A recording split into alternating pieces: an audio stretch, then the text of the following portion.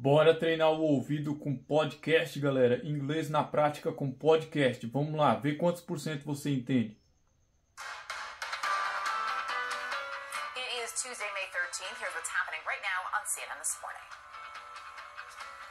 The art of the deal. A live look right now. President Trump getting the royal treatment in Saudi Arabia, of course, as he kicks off his trip to the Middle East with a big goal in mind: new business.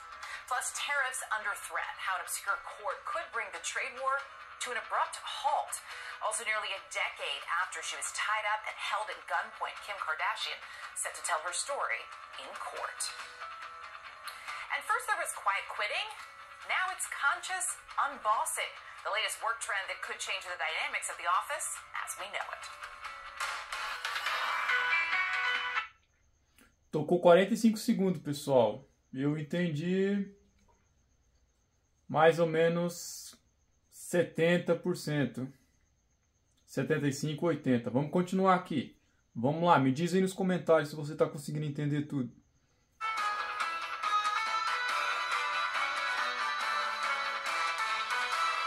It is 6 a.m. here on the East Coast. You were looking at live pictures out of Riyadh, Saudi Arabia. President Trump and Crown Prince Mohammed bin Salman meeting with diplomats at the Royal Palace at this hour. Good morning, everyone. I'm Erica Hill, in for Audie Cornish today. Nice to have you with us. We do begin with President Trump's arrival in Saudi Arabia this morning. This, of course, is the first major international trip of his second term. His target, partnerships and business deals. The president, as you see there, meeting with Saudi Crown Prince Mohammed bin Salman. They do plan to sign agreements, we're told. The details, though, bit thin at the moment. Overshadowing this trip, of course, is that $400 million plane that Qatar's royal family reportedly offered to the president.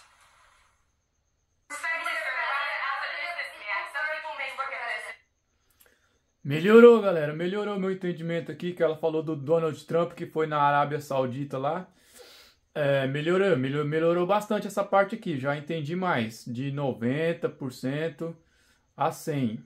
Acho que teve ali umas 4 palavras que eu não entendi, mas vamos continuar.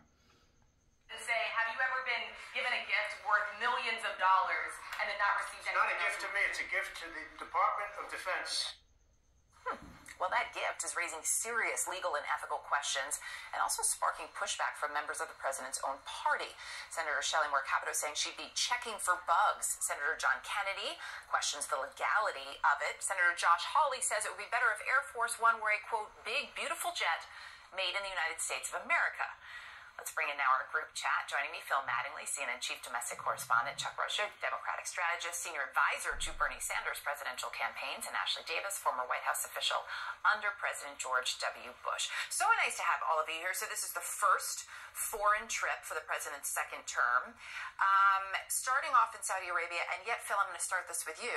As we look at everything that is coming into play now, these pictures, a big royal welcome, we've got a big purple carpet. This plane is really going to dominate and certainly dominated the conversation ahead of this trip. How damaging is that to potential deals?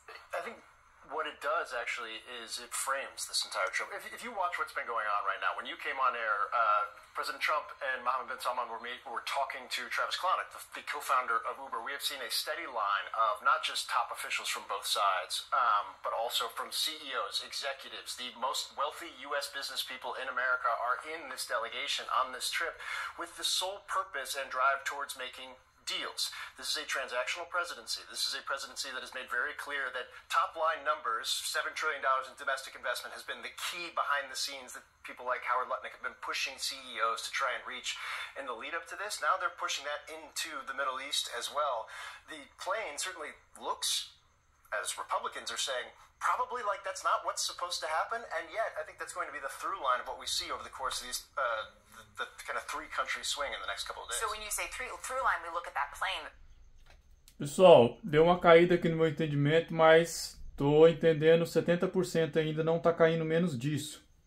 Me diz aí nos comentários, eu fecho o olho e às vezes também eu dou uma atrasada assim, sabe? Parece que o podcast tá passando e meu cérebro quer processar as palavras que já passou. Eu não consigo entender igual eu entendo português assim. Mas vamos lá, vamos continuar, vamos ver. Through line, Ashley, in some ways being, so what am I getting here? There is an art of a deal, right? There's a give and there's a take. Is that really the message the U.S. should be sending right now? Well, no, but I think this has been a complete interest of his from the beginning. I mean, obviously, he's put a huge emphasis on the Middle East, and I think he's going to continue to, and not just for deal reasons, but also for diplomatic reasons. But I'm not convinced. We have to remember this president is the best president to have us all look at another area when something else is going on over here. I'm not convinced this plane thing is real. I am convinced that he's floating this because he's really, really mad right now that the Air Force One plane has not been done in 8 years. And is this more of a little bit of a threat? But you're right. I mean, it's taking the air out of the room. It's kind of like I'm running for a third term to get out of Signalgate conversation. I mean, this is what we're talking about. Or maybe I don't want to talk about the fact that the China deal isn't really a deal, right? Or you had to pull back on tariffs to the point of things being ready earlier. The security concerns, the legal issues, the ethical concerns, just to make this plane sort of ready, if you will, and secure would take a number of years in and of itself. Chuck, when we look at the pushback we've seen, again, not just from Republicans, but from Democrats, there is a call for ethics investigations, right? A letter to the GAO from Congressman Richie Torres that Axios was reporting on. They're going to look into this. What does any of that do? Even if you have the Senate Foreign Relations Committee, people saying, yeah, we should look into this. And? Normally not just one thing with Donald Trump is enough. It's one thing and the next thing and the next thing. And I think he does that, to my sister's point, on purpose sometimes. But on this one, it's kind of, people understand big giant airplanes from foreign countries. They may not understand what the CBO is or what the Office of Budget Management does, but they understand a big airplane that comes from another country. The first thing that an old country boy like me would say is like, I wonder if they could put bugs in something like that, because it seemed like they could listen to everything that we're saying. And something very elementary is the elementary part of this newscast this morning. But seriously, when you think about what Democrats are talking about, it's just another thing. And I think a lot of this foreign trip, if you look at who's there right now, and that's what we were talking about in the green room, it looks like everybody's there from this White House. Is there anybody left here in D.C.? The entire cabinet's there, practically. There are a lot of people from the administration. There are a number of business leaders. E aí, pessoal, como é que tá o entendimento de vocês? O meu entendimento começou a cair um pouco agora, principalmente quando esse cara tomou a palavra um pouco aqui. Caiu bastante com ele falando. Mas vamos continuar aqui, pessoal. Vamos treinar mais um pouco aí. Me diz aí nos comentários se você entende tudo esse podcast igual você entende português. Me diz aí se você entende 40%, 30%, 20%. Eu vou colocar a legenda no vídeo, então para você vai sair melhor. Mas eu recomendo você fechar seu olho e treinar o seu ouvido com o olho fechado. Eu fecho o olho, com o olho fechado eu consigo me concentrar melhor. Bora continuar. As you point out, Elon Musk is supposed to be there, the head of NVIDIA as well. Elon Musk's brother is also in the delegation? I mean... No idea why, but just in case. Well, we know that he's the Solar City guy, so maybe it's for the solar reasons. It's true. But in terms of all of that, right, when you look at to the point of, is this a distraction? Chuck, what do you think it's distracting from? There's a big budget going on right now where they're talking about cutting $16 billion out of Medicaid. That's just one thing, but there's so many other things on top of that thing.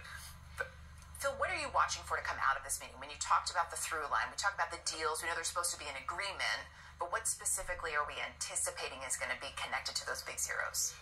So you will see a lot of pledges for investment. There's no question about that. The U.S. businessmen that are over there, there's also a Saudi business delegation that is in every stop on this trip, there are explicit efforts and have been a lot of groundwork laid in advance of this trip to set up for trillions, not billions, trillions of dollars in commitments. They know how important that is to the president, these foreign leaders, and they plan to give him that or put that on the table. I think what's more important is this is not just a purely transactional business dollars and cents. This is a diplomatic effort. This is now kind of the linchpin part of the president's diplomatic strategy. If you look at everything that's been going on in the world, in the Middle East, but also with China, with Syria, with kind of across the board, Mohammed bin Salman is a critical, essential player. Qatar is a critical, essential player. The UAE, critical, essential players. They have been very quiet in this part of the world over the course of the first 125 days of the Trump presidency. Behind the scenes, they have not. Yeah. And I think the kind of... É isso aí, pessoal. Vou continuar no off aqui. E é assim que eu treino um podcast, pessoal. É assim que eu estudo com podcast. Me diz aí o que vocês achou. Deixa o like. Tamo junto nessa jornada, pessoal. Lembrando que vai ter legenda no vídeo, mas se eu fosse o seu, eu fechava meu olho. Fechava seu olho, pessoal. Pra ver se você entende mais. Assim, é uma dica, né? Eu me concentro mais com o olho fechado. E sou um estudante de inglês.